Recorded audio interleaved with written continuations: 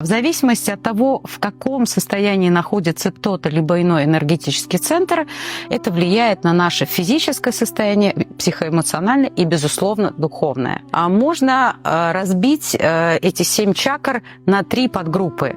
Первая подгруппа, первые нижние 3 энергетических центра Муладхара, Свадхистана и Манипура, они отвечают за все материальное, за всю материю.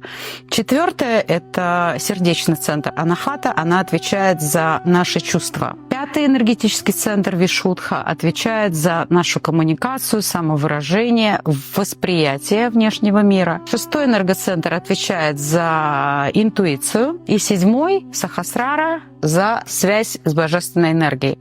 Иными словами, согласно учениям йоги, 7 энергетических центров, 7 чакр, они своего рода отражают наш путь человека от рождения до смерти, от Муладхары до Сахасрары.